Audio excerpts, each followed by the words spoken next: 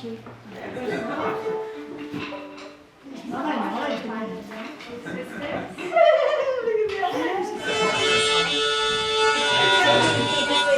Okay. This is your one, Bonnie. It's a good place. This is your one. I like being in here. Hello everyone and welcome. There was a man called Thomas Diprose Heazlewood.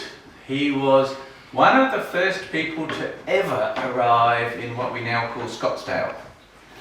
T.D. Heazlewood bought land for 4 of his sons in Springfield, 100 acres each. This 100 acres right across the road went to Arthur John Heazlewood.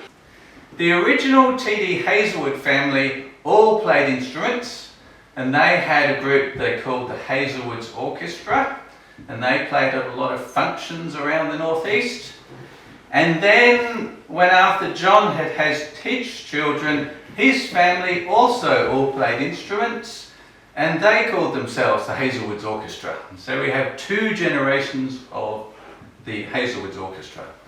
One of Arthur John's children was Stuart Heazlewood, born in 1907, and Stuart is Bonnie's father. So Stuart had a violin all the way through. When he passed away, Bonnie had the violin. She's kept it ever since, and as you know, she has now had it restored and wishes for it to remain in Springfield forever, being played. That's the idea. So, without further ado, Bonnie, through Bethany, found Paul, who took the violin and brought it up to, I don't know what you call it, but repaired it. Brilliant job. So I'm going to throw to Paul now and ask Paul to explain what he did and then play us a tune or two. Paul.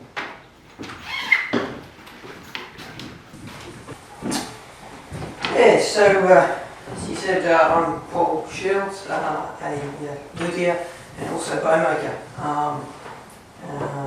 I worked in Melbourne for about 10 years before we moved over here about 5 years ago, and I've continued to repair instruments for both the mainland and make bows and repair. I believe it had sat with Bonnie since 1974. Dad played it in 1974, and a fortnight later he went to have an operation in Melbourne. And he gave himself, give you that, and he died in Melbourne. In Melbourne, yeah. So, and when I saw it, I immediately sort of picked up it's probably the best of the bunch of instruments that she had. It was in the best looking repair, but there were a few things about it that were sort of made it unplayable. The neck had been out at some point, possibly it had been to Queensland, I believe, at some point in its life, possibly. It could have been, and the humidity there could have let the glue would have let go. And then when the neck was put back in, it wasn't put back in correctly, so the projection of the fingerboard was then incorrect, and that meant the string height was extremely high, anywhere past first position, and it was unplayable along with it being out. It's also had a sound post crack in the back,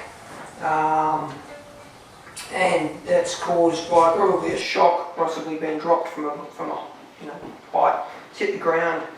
There's a small post that sits just behind the treble foot of the bridge, and the shock of the drop has cracked the back. And the best method of repairing that is to take the top off, glue it all up, and then put a fit of patch in, remove a portion of timber around the back, and actually fit a patch of fresh timber in to displace and spread the pressure of the sound post around the back. So that's been done, the top's been off, the neck, I took the neck out, cleaned it all up, put it back in with the correct projection, did the sound post patch, and that included cleaning out the crack, which left a fair gap actually within it. There's about 6 different pieces of maple, new maple inlaid into it, and then retouched the varnish over the top. It had a good clean, I've replaced the button, it's got new adjusters on it, fitted a new bridge sound post, trued up the fingerboard, new pegs, and new strings, reset the height. And I've also put new leather and just refurbished the chin rest that was on it. So yeah, that's the work that went into it. Some around 35 hours all up.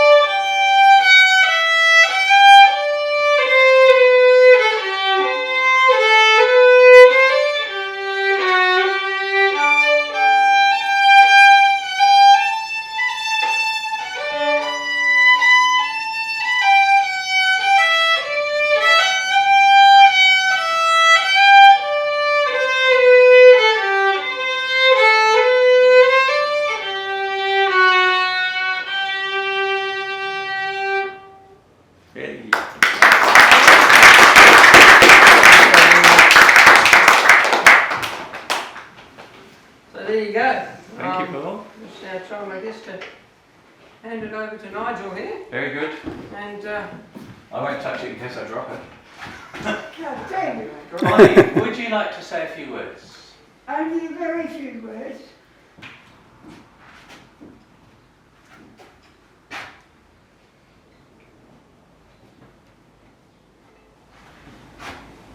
Dad Violin, you have served 2 generations with honour, respect and beautiful music. It gives me pleasure to give this violin to this wonderful family, and please perform for them like you have done for 2 generations of the Heazlewood family. Mary is the lady who's going to have it. Mary, treat it with respect and love, and it will treat you with respect and love. Thank you, I will. That's all right, darling. That's all right. Beautiful. So that it can stay in this family as long as they are, they own it. And it must stay in Bridport, Springfield. It must stay in Springfield, be it your family or you pass it to another family, whatever, and please, I'll see you later. I will. I never say goodbye, I never say cheerio. It's better, I'll see you later. Please perform for this family and they will treat you with respect as you have treated our family with respect. Oh, that's all right, and there'll be a vote coming, and I've got to sit down now. It's all right.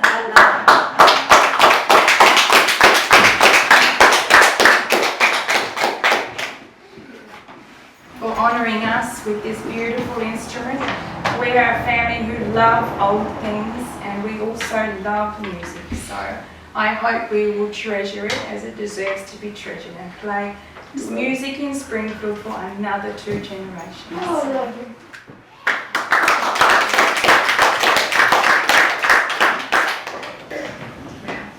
Shall we play it for you? I We'll will. play it for 1 generation and another generation. We'll play the 2 for you. That'd be lovely.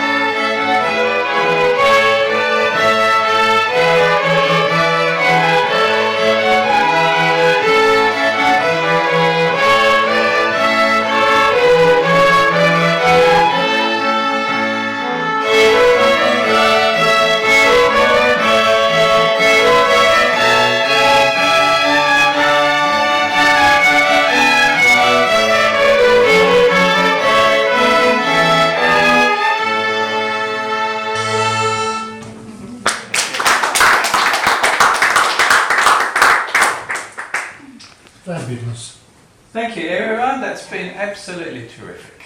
I think we have teas and coffees. Alice, what's some scones and some cakes? I tea. Thank you, everyone. Oh no, I'm fine, thanks. I can't forget all the names before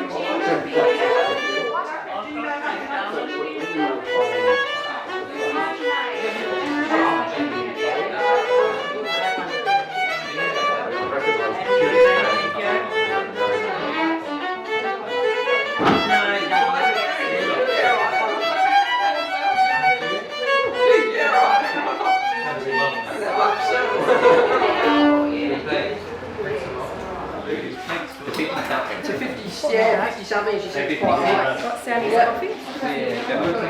It's challenging, you've got to get a really good... It'd be interesting to get old Elizabeth's. Sounds like